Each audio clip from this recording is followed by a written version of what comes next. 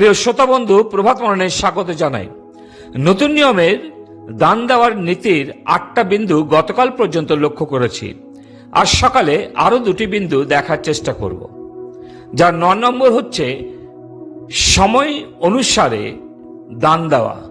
2 করন্থীয় 8:10 লেখা আছে, আর এই বিষয়ে আমার মত জানাইতেছি, কারণ তোমাদের পক্ষে ইহা মঙ্গলকর, যেহেতু তোমরা গত বৎসর হইতে কেবল কার্য করিতে নয়, কিন্তু ইচ্ছা করিতেও প্রথমে আরম্ভ করিয়াছ। যে শব্দটি দৃষ্টি আকর্ষণ করছে তা হল গত বৎসর হইতে। এর অর্থ 1 বৎসর পূর্বে নয়, কিন্তু গত বৎসর থেকে ক্রমাগত দিয়ে আসছ।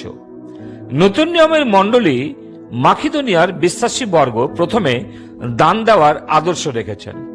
2 করন্থীয় 6:3 আমরা কোনো বিষয়ে কোনো ব্যাঘাত জন্মাই না, যেন সেই পরিচর্যা পদ কলঙ্কিত না হয়।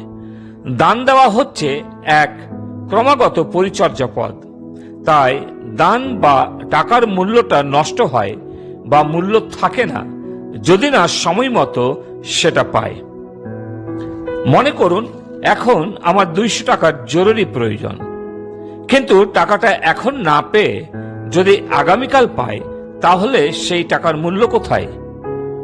তাই প্রিয় ভাই ও বোন, যখন আপনি কাউকে অর্থ সাহায্য করেন, সেটা ক্রমাগত সঠিক সময়ে পাঠালে ভালো এবং দানের মূল্য থাকে ও কার্যেও লাগে।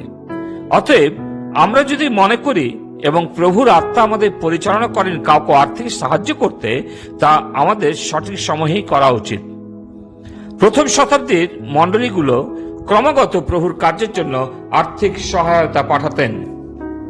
10 নম্বর, ঈশ্বর আমাদের দায়ী করেন। আমরা যখন ঈশ্বরের অনুগ্রহ পেয়ে থাকি, আমাদের উচিত অন্যকেও সেই অনুগ্রহের অংশীদার করা, অর্থাৎ আমাদের হস্তকে উন্মুক্ত করার প্রয়োজন। আমরা যেন স্বার্থপর না হই। আমরা কেন উপহার বা দান দিই? কারণ আমরা এর জন্য উত্তরদায়ী এবং ঈশ্বর আমাদের আশীর্বাদ করবেন। ইব্রিয় লেখক উৎসাহিত করে লিখেছেন ইব্রিয় 13:16, আর উপকার ও সহভাগিতার কার্য ভুলিও না, কেননা সেই প্রকার যজ্ঞে ঈশ্বর প্রীত হন। কিন্তু প্রিয়, আমাদের মনে রাখতে হবে, যদি ঈশ্বরের সাক্ষাতে আমাদের জীবন ঠিক নয়, তাহলে তিনি নৈবেদ্য বা উপহার গ্রহণ করতে পারেন না।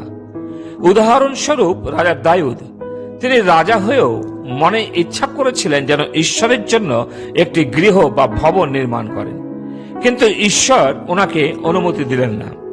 তাই প্রথম বংশাবলী 22:7-8 লেখা আছে, আর দাউদ আপন পুত্র সলোমনকে কহিলেন, আমার ঈশ্বর সদাপ্রভুর নামের উদ্দেশ্যে গৃহ নির্মাণ করিতে আমারই মনোরথ ছিল, কিন্তু সদাপ্রভুর এই বাক্য আমার নিকটে উপস্থিত হইল, তুমি অনেক রক্তপাত করিয়াছ ও বড় বড় যুদ্ধ করিয়াছ।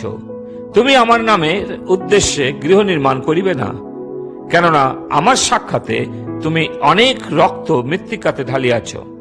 তাই এই কথা বলতে পারি, ঈশ্বর সব ব্যক্তিদের উপহার গ্রহণ করেন না।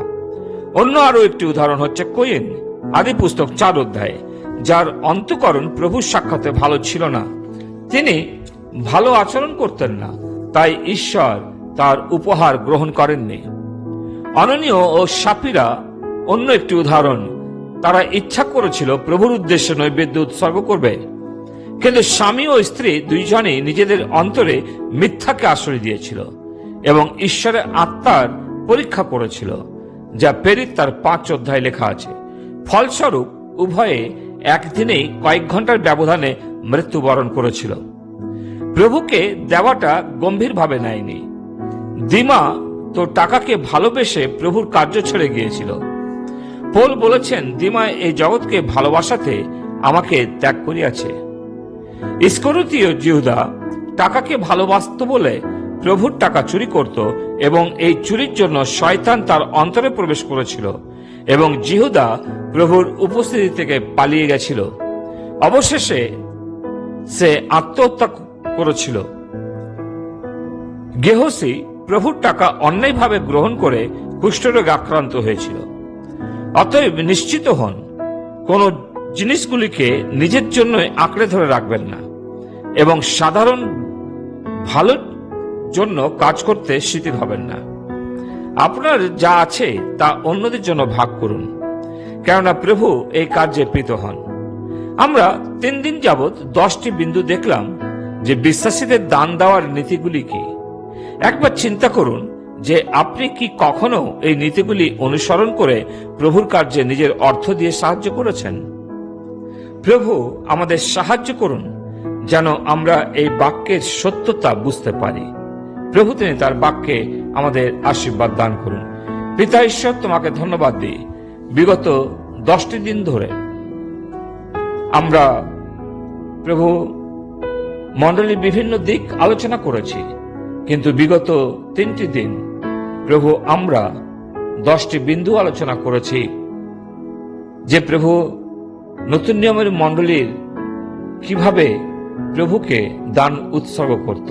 আমাদের অনুগ্রহ দাও যেন প্রভু আমরাও তোমার উদ্দেশ্যে প্রভু আরো বেশি করে সেবা কার্যের জন্য প্রভু দান উৎসর্গ করতে পারি। তুমি সেই আশীর্বাদ করো। প্রার্থনা শোনো, মুক্তিদাতা প্রভু যিশু নামে চাই, আমেন।